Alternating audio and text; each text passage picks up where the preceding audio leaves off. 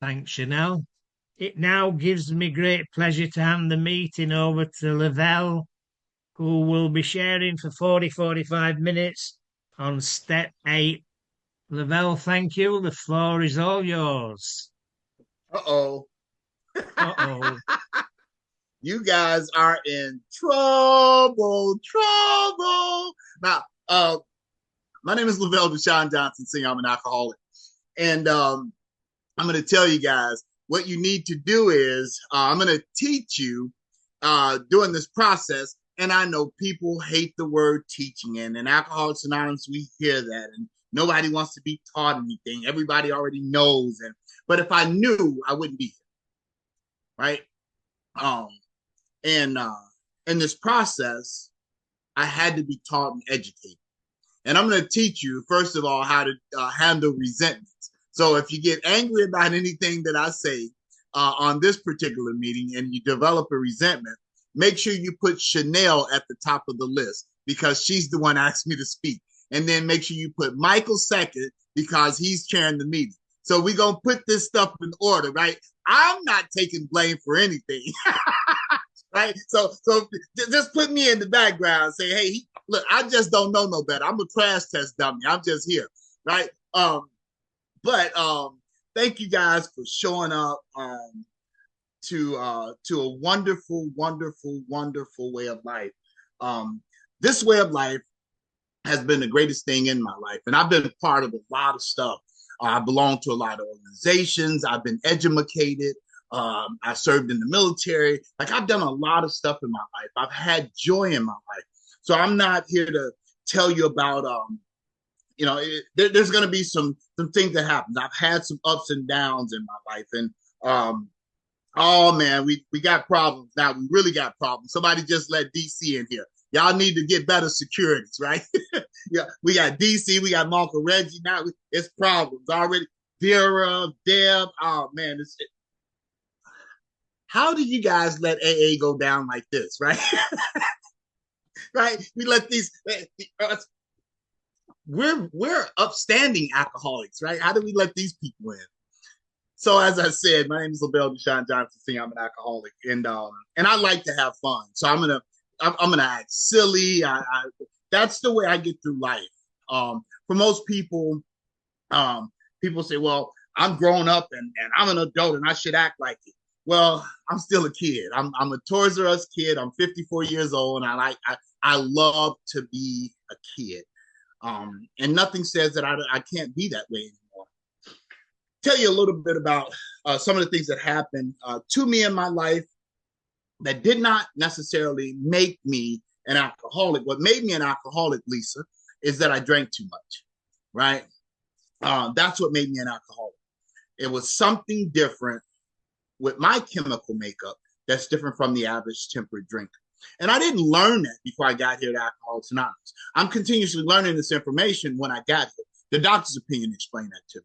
So if you're new to Alcoholics Anonymous, if you've been around a while and you just have not picked up our big book or our 12 and 12, please, we beg of you to be fearless and thorough from the very start. It's important information. It's not just something that we have that's just around. And I hear a lot of people say, take what you leave and leave, take what you need and leave the rest on the shelf. I need all of it. My life is at stake. It didn't used to be at stake. My life is at stake right at this very moment.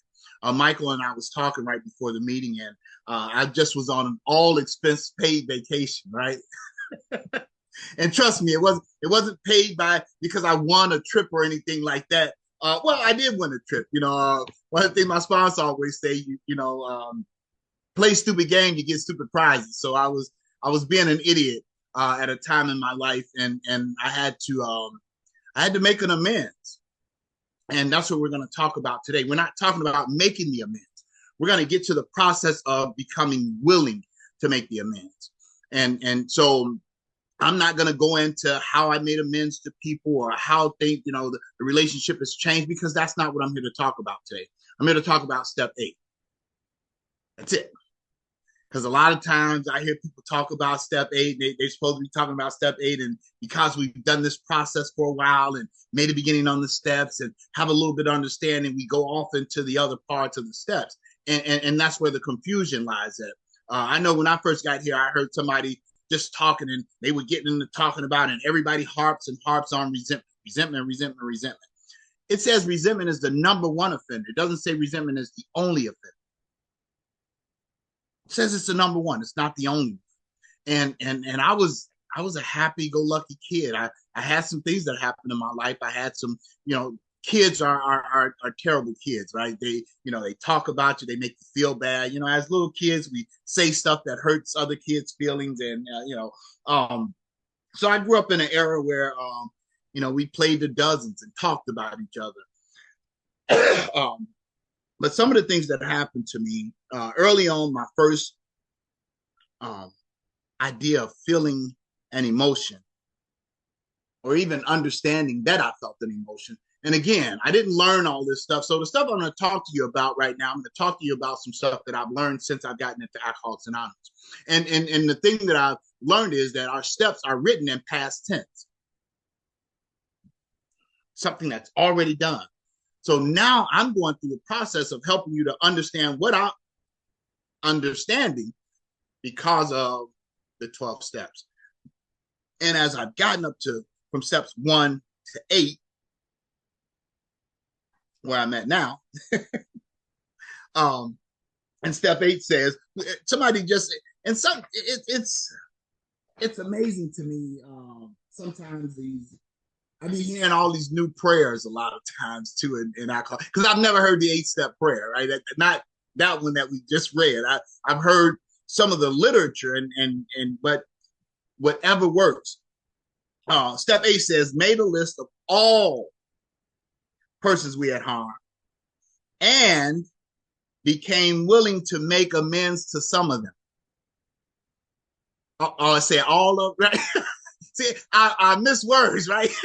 Because it said, and became willing to make amends to them all. Because there's some of them that I just don't want to talk to. Some of them I don't want to see anymore. Some of them people say, well, you don't burn bridges. Some of them I just wanted to throw C4 on it, right? I just wanted to blow the whole bridge up for it never to exist again. But that's not a life of love, of kindness, of understanding. That's not a spiritual life. That's not a life of reconnecting. And I'm going to tell you about how it started. So some of the things that started for me early on, again, it was me and my sister in our household. So we were born on the west side of Chicago, and my mother and father separated when I was about 3 years old. But my stepfather was in the household. So I don't remember, and I'm telling you stuff again from things that I understand now with having conversations with people and understanding the history and research of my life. I don't remember there not ever being somebody in the household. I don't remember of not having a male figure in my house. I don't remember, not being raised with discipline and understanding. And even though my father was not in the household, every day after school, I remember my father was sitting on our front porch. Didn't understand that, but I just knew I was excited always to see my dad, after school. And my mother and father were both educated, and my stepdad. And so I grew up with all this love, this understanding, these wonderful people. My mother's mother had 21 children. So it was 21. Yeah, Travis was like, oh, and then I seen Lisa move around, her hips started to hurt. 21 kids, right? Like, I couldn't imagine. Yeah, but let me tell you the amazing part about my grandmother physically giving birth to 21 children. My grandfather was the father of all 21 children. Same man, same woman. They were married for 52 years until my grandmother made her transition in 2005. And not only were they stayed married, I saw my grandfather provide not only for his children, but for the grandchildren and the great-grandchildren. Like, it was just like, So I saw community, I saw love, I saw understanding. I did like I wasn't this wayward kid that didn't have any discipline. That just had, I saw it. So there was no excuse for the way that I behaved in my life. I would love to tell you that was like I was just I didn't have any kind of home training. There was nobody in my household, and I was just a wolf. I was just thrown to the streets, and I had to survive. No, I was just a little stupid spoiled boy that did what he wanted to do, right? And I had a mother that loved her son. Now, by the age of 7, something happened. And the thing that happened was there was a knock at the door, and it was late at night. We were supposed to be in bed. My mother had told us to go to bed, but um, if you, I don't know how you grew up or what kind of community you grew up in. If you had a grandmother, grandma trumps mama, right? like that's the order of things. Yeah, today I see stuff totally. I see kids arguing with their parents and yelling back at their like. I would have been dead if I'd have ever argued with my mama, right? My teeth already come out, right? My lips would have been off, right? but so growing up in my household, like when my grandmother came by, it was, and again, I was a spoiled little kid, and when I heard my grandmother knock at the door, I heard her voice. I know Mama said I'm supposed to go to bed, but I ain't trying to hear what she got to say because my grandmama out here. So I shoot out the door and I grab onto my grandmother's leg and I'm hugging her, and all of a sudden, the hug that she gave me back was different from the ones she used to give. I could feel something different. And that's what life is. Like life is about, the perceptions, the feelings, the ideas, right? And that's all it was about for me in my life. Anytime I felt something different, I needed to find something to make me feel better. And that's what alcohol did. But at 7 years old, I had not gotten to that process yet. And I'm hugging onto my grandmother's leg, and she grabbed me and hugged me differently than what she had hugged me before. And then my aunt was standing there crying because she had driven my grandmother over. And all of a sudden, my grandmother started to tell my mother that Junior was dead. Now, I grew up in a community, and the guy next door to me was a couple of years older than me, and he was named after his father, and his name was Junior, Roderick Junior. And I'm at that age, I'm thinking, because you gotta think about this. My father was like Superman to me. Like my father was it. Like it was the vision. It was I didn't have an idea that is what, and it wasn't just happening like we see it today. Like every time you turn on the news or anytime you turn on a social media post, somebody's dying, somebody's shot, somebody's like it's just, we're getting desensitized by it, right? And I remember this particular day, it's my grandmother's crying and she's telling my mother that Junior's dead. And I'm trying to wonder, I'm smart, right?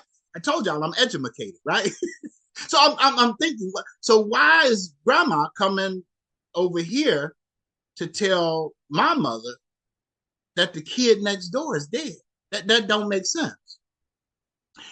But then my mother started to cry.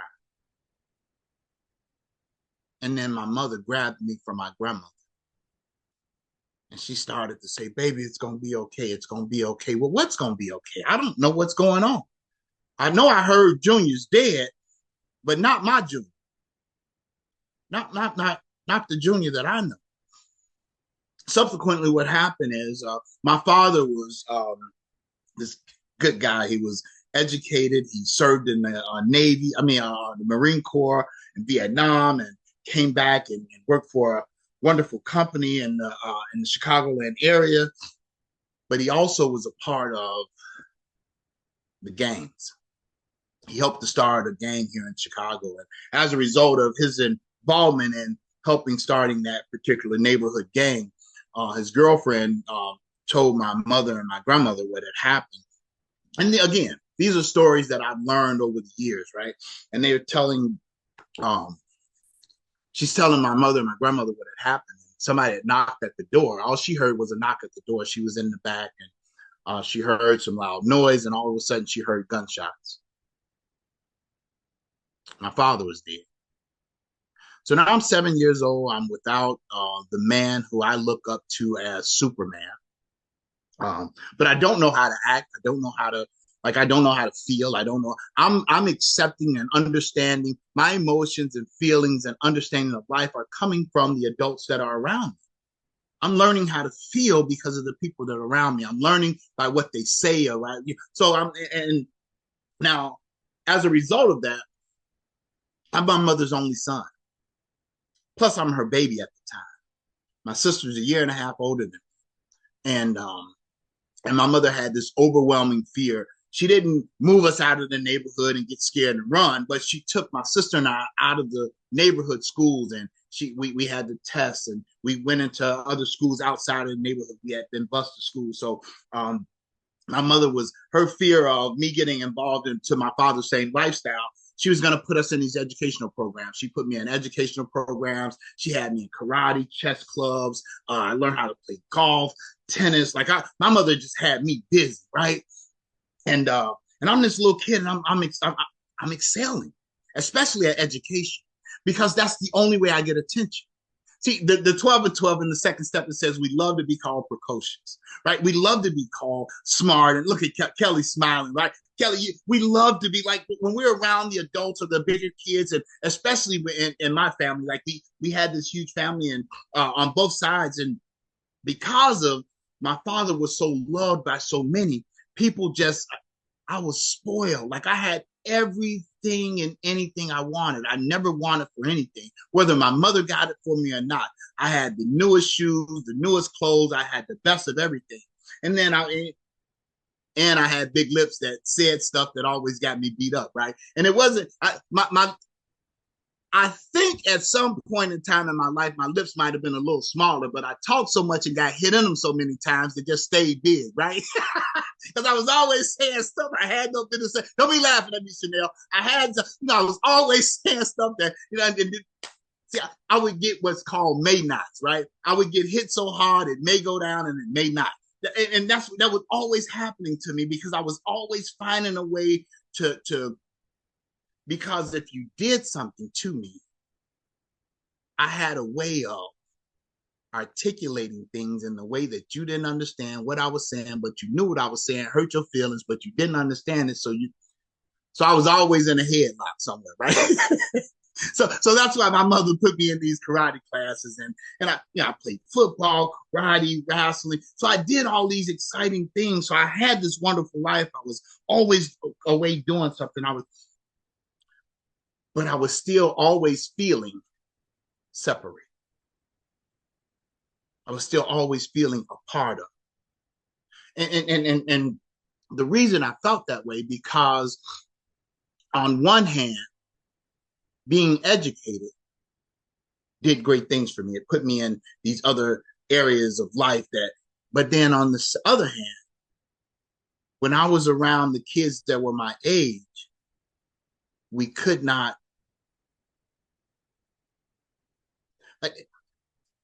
the kids that were my age, I really didn't get a chance to gel with because I was in classes with kids that were 2 and 3 years older than me, and I was trying to understand them, and then they didn't understand me, and we kind of was, so it was the only way we had understanding was through education. And then the kids that were in the neighborhood, the only way we had understanding was I tried to be a part of the lifestyle that my father was a part of. So as a young age, I was always trying to ride the fence. I was always trying to be, the big book says that the alcoholic is very much the actor. The outside character is the one he likes his fellows to see. He enjoys a reputation, and in his heart, he knows he doesn't deserve. See, I was always trying to be somebody else and always trying to not be found out. So see, everybody, resentment and anger and resentment, fear, harm. That was the thing that was damaging me. See, I did not like the way I felt behind the actions that I took that made you feel bad. It was always something about that. And early on, I started drinking real early, And it wasn't, I started drinking real early because I was trying to escape reality at the time. I started drinking real early because that's what kids did. That's what the little kids in the neighborhood did. Like, we hung out. We had a skating rink that we used to go to that was in the neighborhood. And before going out and hanging out at the skating rink, we would roll up joints. Yeah, I know y'all ain't old, but we used to roll up paper joints and and then we would drink fifths of white pork and wild Irish rose, right? See, we would drink the top shelf wine, right?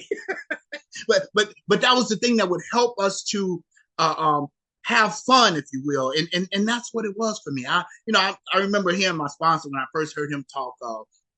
When I first got around here, and I don't remember if I didn't, I'm gonna say it now. My sobriety date is November 12th, 2001, and I have that sobriety date because the universe was conspiring on my behalf at that moment without my permission to save my life. Like, I've always been trying to do something against being here because I was always feeling that I wasn't deserving. I wasn't deserving of love. I wasn't deserving of understanding. I wasn't deserving of kindness. I just wasn't deserving. And I had these people around me that I just seemed that everybody else deserved. And I don't know what it was going on in my head and my mind, but because I had the love, I had the compassion, I had all these things. So it wasn't like I didn't know that I had them, but it was just something that was always in me that made me feel separated. There's a group called the Main Ingredients, and Cuba Gooding Sr. is the lead singer, and one of the songs that they sing, I'm not going to embarrass myself, Tina, so you ain't got to worry about it. I ain't going to embarrass us today, right? So I ain't going to try to sing it, right? But some of the lyrics would say, I just wanted to be loved and needed. I just wanted to be loved and needed. Like, I wanted to always feel the sense of, and it was something about that. So I couldn't have that. And it on one hand, I was needed. And then on the other hand, I wasn't wanted. And I always felt those two separations. So alcohol did for me that thing that I couldn't do for myself. It helped to separate me from that. It helped me to feel different. It helped me to, and I remember the first time first time I tried to commit suicide.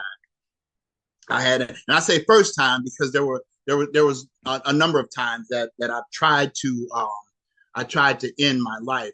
And I remember when I was telling my sponsor about this kind of stuff, and we were sitting talking, and my sponsor's stupid. I don't know about y'all, but my sponsor be saying stupid stuff, right?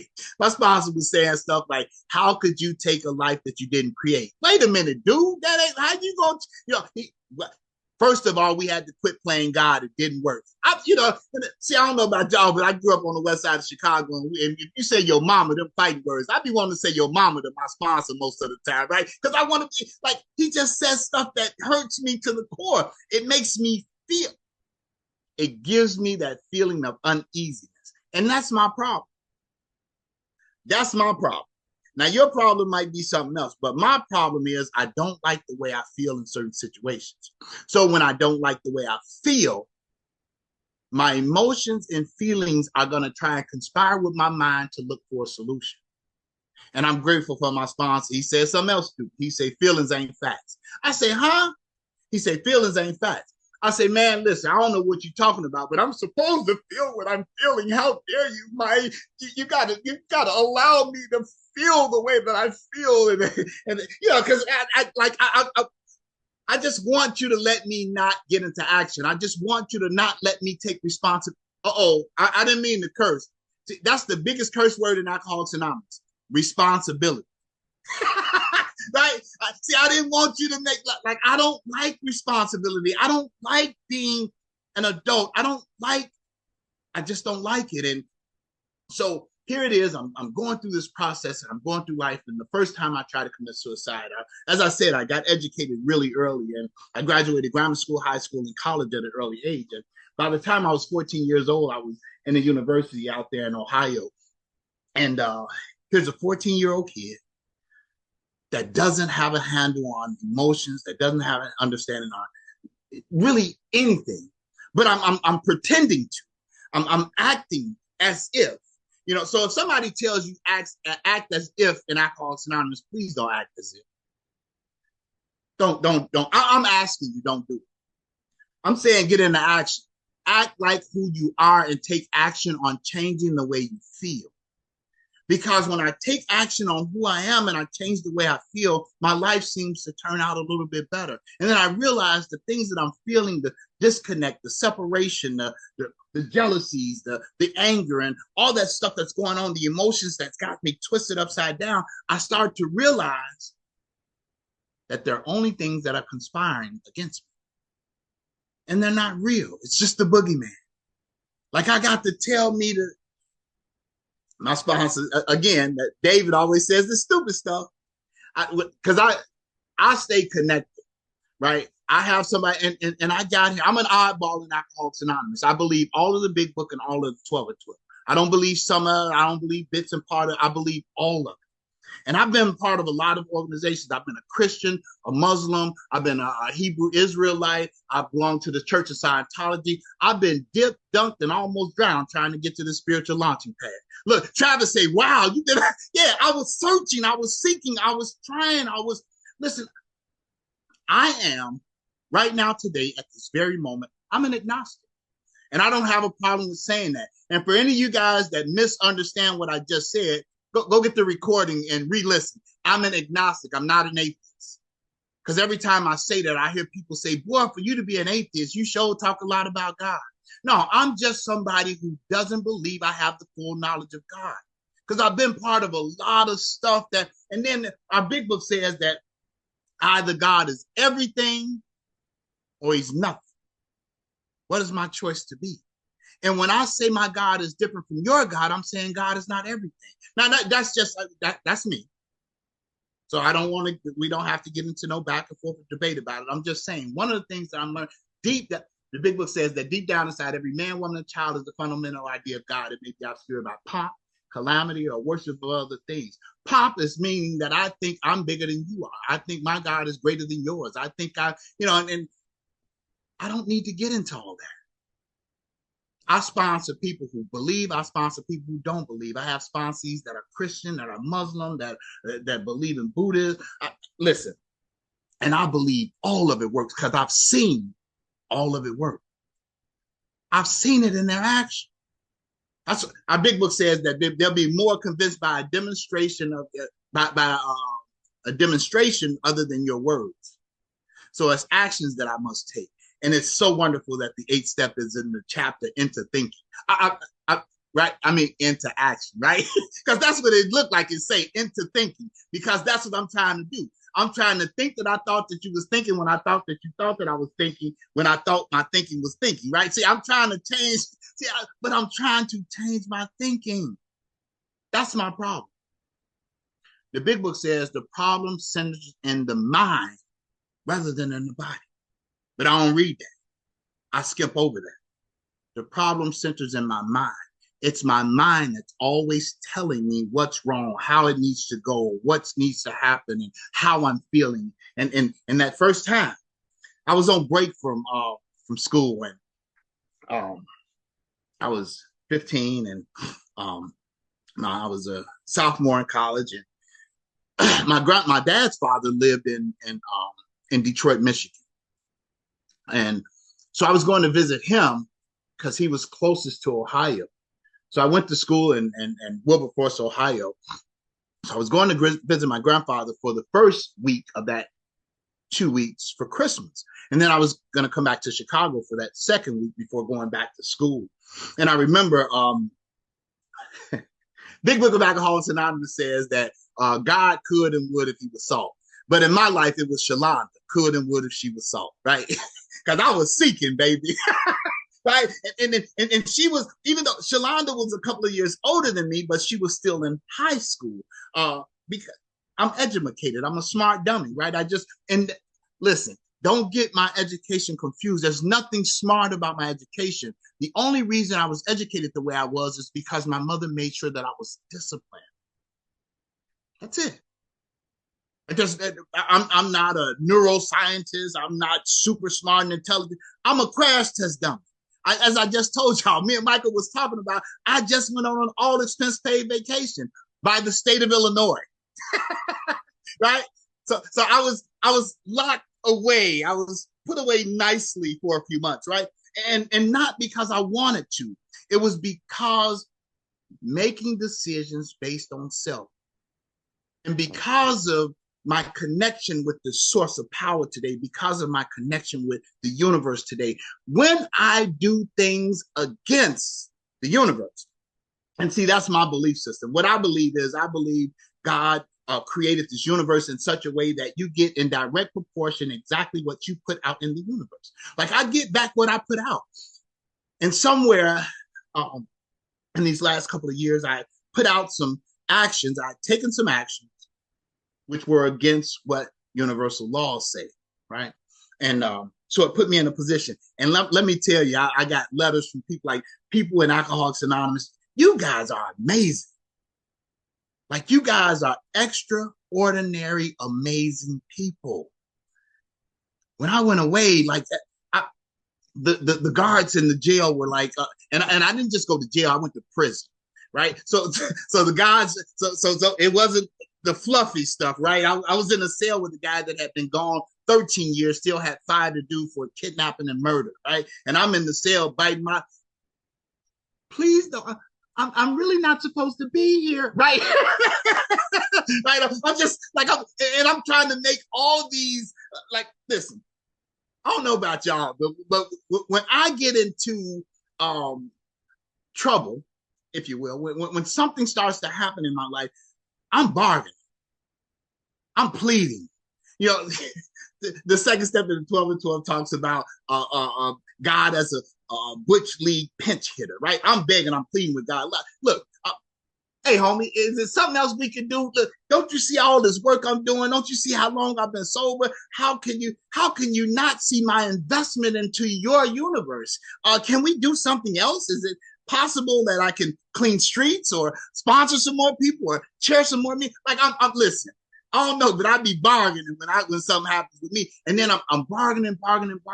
And so much I'm having these feelings that are going on inside of me. I don't know about you guys, but when I be messed up and something's happening and you know punishment is coming, right? And I say punishment because that's the word that we use, right? Most of the times I don't have the right words to articulate things that happen in my life. So I use words that people understand because I don't believe it's punishment. You know, again, I did something that requires the same kind of action, right? And so I'm doing this stuff and things, and this is what I'm receiving, not because I'm being punished. I'm receiving these actions because that's the way the universe is set up. And then I'm sitting up waiting, and when the stuff is happening, nervous, and it's like riding past the police doing 3 to 5 miles over the speed limit, and you get nervous and hit on brakes, right? You hoping he's not coming behind you, right? You get, look, Tina's like, yep. Or I remember stealing from my mother. And I remember when I stole from my mother and she realized that money was missing out her bank account. And she was, man, I need to find out what's going on. And I'm saying, yeah, Mom, we need to find out who's been stealing our money, right? Like, we need to find out who's been stealing. Because if I'm stealing and somebody else stealing, we got a problem. Right? We can't have everybody stealing because it ain't gonna be enough for me to steal. Shut up, Vera. And it ain't gonna be enough for me to steal, right? So finally, when my mother said she was going to the bank, I'm nervous all day long while she's at work. I'm running around, stomach's hurting. I gotta go to the bathroom. Please let it be over. God, please let it end. Like, I'm just, please let something happen.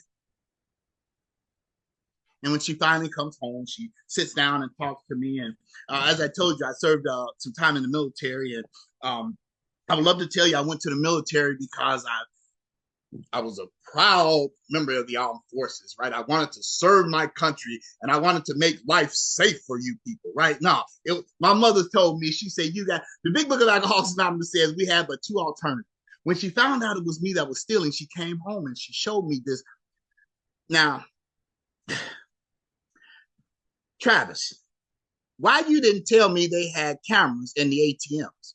See, back then, like it's the 80s. They just started giving out ATM cards, and I didn't know they had these cameras, and I'm just smiling while I'm stealing my mom's money. And then the bank gave her this big old picture, and she comes home and she says, well, I know who's been stealing my money. And I say, well, who is it?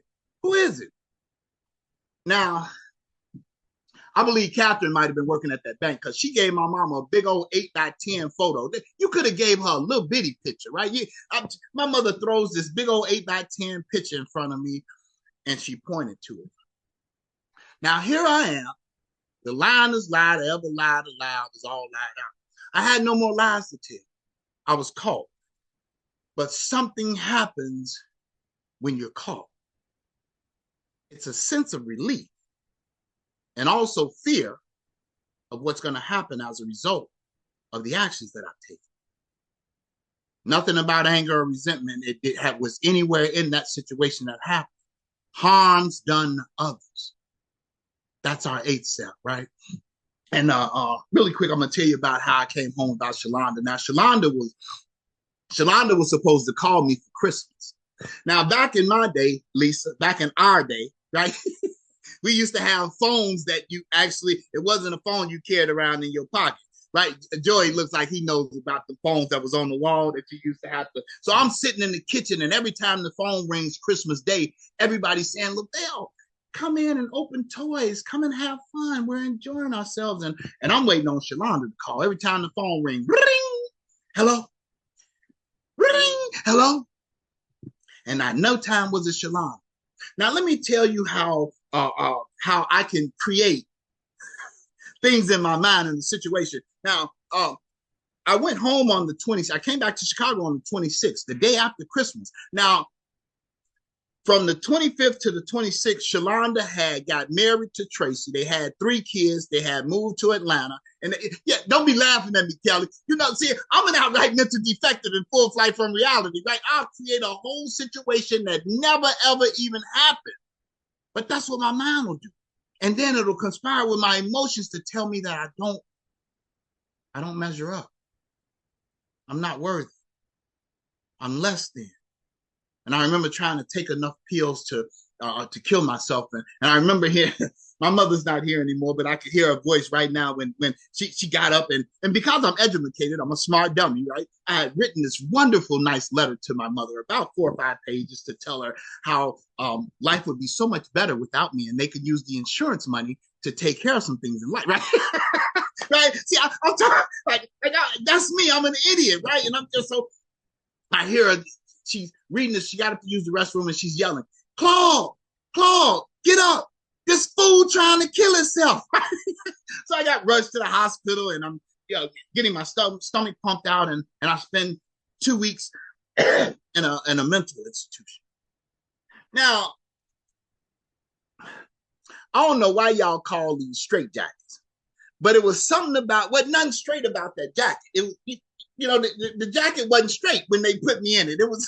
It had my arms wrapped around my back, and the room I was in was padded, and I was naked, and I was trying to figure out what was going on. And they were asking me all these questions about my feelings, right? Right? They never got to the real causes and conditions behind my behavior, behind my actions, and behind how my life was lived out. So they just told me, hey, stay off the hard stuff. They gave me some pills and told me I was going to be okay. Now, here is one of those moments. The universe was conspiring on my behalf without my permission to save my life. Again, another thing that happened to me before I got to Alcoholics Anonymous, I got kidnapped on the west side of Chicago. After graduating college, after serving time in the military, I came home and I was going to find myself, and I found myself laying in the alley. Some guys had kidnapped me, they shot me and left me in the alley for dead. I was bleeding out, and the report said that a lady was walking her dog in the middle of the night. Again, the universe conspiring on my behalf without my permission to save my life. That was one of those times that I was just not in control. See, I always wanted to be in control. I always wanted to have things because I have a scientific mind. I'm educated. I think I'm smart. I think I know everything. I think I know the way things should go. But here I am, roaring through the lives of others. Right? I'm damaging relationships. I've destroyed my ex-wife and my children. I've stole from my mother. I've not been a great brother to my sisters. Like my children, I've not been a great father. I've had several employers that I either stole from or I just wasn't showing up on time. And so getting to steps 3, where my sponsor helped me to get an understanding. Step 3 in the 12 and 12, it says that steps 1 and 2 are but reflection. Step 3 calls for affirmative action. Like all the remaining steps, step 3 calls for affirmative action. Here we can sweep away the and I'm paraphrasing. Here we sweep away the stuff that has been blocking us from this relationship with this power. And once I got into that position, I started to get this relationship with the power. And then the big book says that we're on a different basis. We're on the basis of trusting and relying on God. Not just trusting, because sometimes I can trust and not rely, because I'll say out of my mouth that I trust, and my actions will show you something totally different. My sponsor always says, what you do is so loud, I can't hear a word you're saying. I need my actions to match my words. They'll be more convinced by a demonstration of your actions rather than your words. So I get through these where I'm trusting and relying on this power. And this power at the beginning was just somebody that I trusted in, and that's my sponsor. He got me to get into this thing where I wrote out a 4th step, right? I wrote this inventory, and my inventory wasn't filled with a bunch of resentments and anger. I didn't have a whole list of resentments. I just didn't. I've never been an angry guy. I've never been an angry person. I was always mad at me. I grew up in a situation that my mother was always telling us to look at what we've done, what actions I've taken to cause the things that are happening in my life. So that's the way I was raised. And so I had this understanding of this stuff that, it's me. And that's another thing that kind of damaged me a lot of times, because I was always looking at how much of a failure I felt that I had been. And I'm telling you, a guy who was educated. Yeah, I master's degree in mathematics and English. I served 8 years in the military. I fought in the war, got an honorable discharge. Like I'm telling you, I've ran successful companies. I've done some great things in my life. And I'm not telling you guys about these things that I've done in my life to make me sound or look. I'm telling you that I've been able to, the confusion in my mind led me to believe that because I was able to do some of these things in my life, that I wasn't an alcoholic, that I didn't have all the other problems other people had. And there was just something wrong with me. There was a disconnect. Why was I such a bad person? Doing my 5th step after that inventory, my sponsor, he wrote this thing down to me, and he had me say this thing.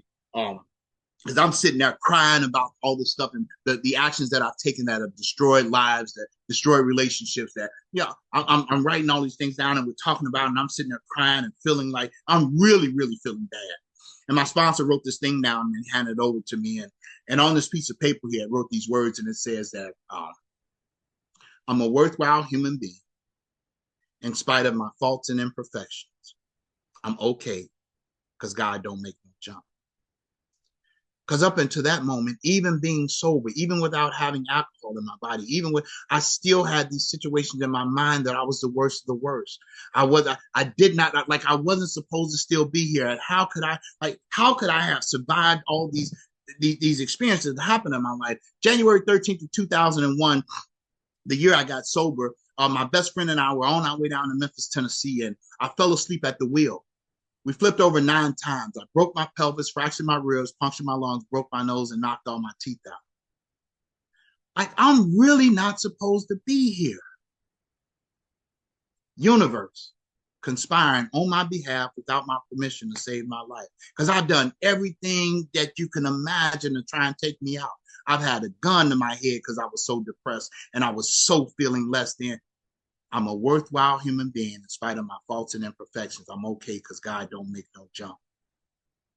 And then we get into 6 and 7, and I'm asking God to remove these things. And I talked all this stuff and talked about this stuff because step 8 is so simple. Step 8 is such a small part of just the step. It's a preparation.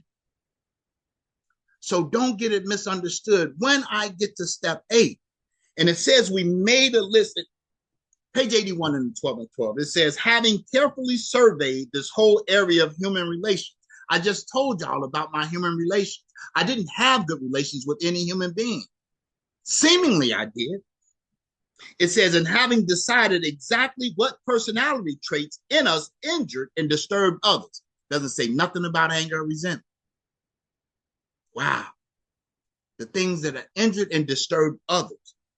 We can now commence to ransack our memory for people who we have given offense. To put a finger on the nearby and most deeply damaged ones shouldn't be hard to do. So I know who I've deeply damaged. I know who I know who the people, and not just the closest people to me, because we always go with mother, father, stuff like that. My wife, my children, right? So I'm going to end this real quick. It says, then, as year by year we walk back through our lives as far as memory will reach, we shall be bound to construct a long list of people who we have to some extent or other been affected. We should, of course, ponder and weigh each instant carefully.